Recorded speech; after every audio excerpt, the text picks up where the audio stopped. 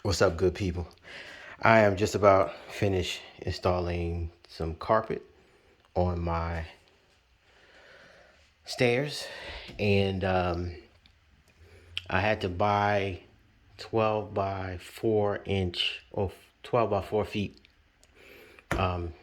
strips, basically, and then carpet. So these are bullnose stairs. So I made sure I wrapped around the bullnose. My builder, when they did these steps, they took a shortcut. They didn't wrap around the bullnose. They just went straight from the bullnose right down to the edge of the step. So there's like a open area in here. If you press, you could press in. There's just air there. But the professional way to do it is to wrap it tight around, and it's supposed to just going from here on down, and you have like a slant on all these steps. So I was going to do I was going to replace this with hardwood, but the problem is that this here is builder's pine, and is never supposed to see the day of light. So there are a couple things that you can do. You can stain it, but if you stain it, that involves multiple coats, and then you have to sand it and all of that stuff. It's just a lot of work. And then put top coat on it, and you sand it in between the top coats.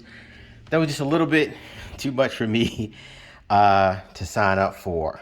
So what I had to do was I removed the tack strips. I actually had to put them back, and then add some new padding. The padding I got from Home Depot, $72. I was able to get the entire stairs. There's like 14 steps and then a landing. So you get those 1/4 inch close to the skirt and to the edge of the wall, and these tack strips, these little nails here, hold the carpet. So you push it as far as you can toward the riser, and then it sticks in, and it stays pretty secure. I saw online where they suggested to do tack strips on the side, so I put some on the side, and I will share a link to the YouTube video that I watched to learn how to do that. So the tack strips were $29 for 100, and of course I didn't use 100 of them. There's just 14 steps. So let me show you the tools that I used.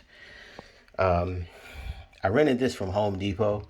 This is just a Roberts staple gun. So it shoots the staples up here, and sometimes you can go along the side here, and then the tack strips hold the carpet, and I still have to go back and sort of tuck the carpet in on the sides.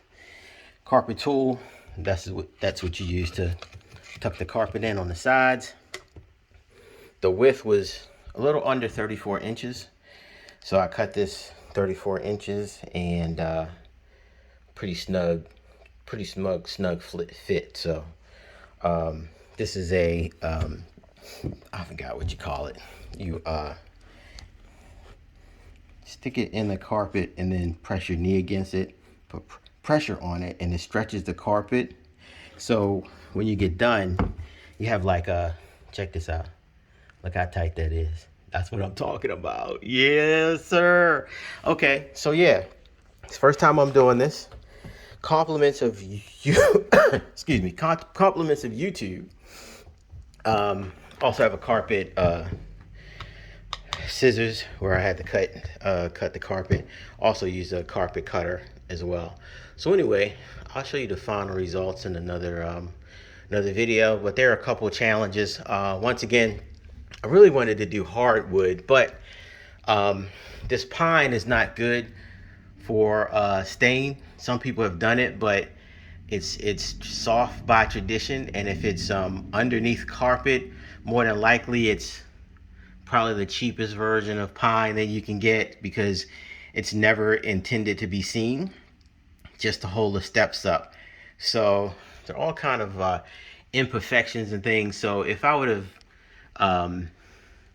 put stain on this, You see how this paint is right here? I had to get all this paint off.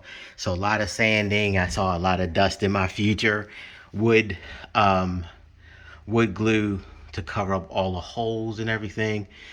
Just a little bit too much. And yeah, I'm breathing heavy because this is pretty taxing enterprise. This is the third day of me working on this because you have to be very meticulous in cutting the pad, and then also the tack strips. And those little nails on the tack strips been you should wear gloves. That's all I'm saying. You should wear gloves. So I've cut myself numerous times. There's just potential for you to really hurt yourself, so you have to be smart. There are tacks and nails sticking out of the steps. Also, this gun is pretty powerful, so you don't want to shoot that. And then also there's a lot of little prickly, needle things. They're almost like nails themselves that you use to push the carpet and get the slack out. So I've put my hand on that.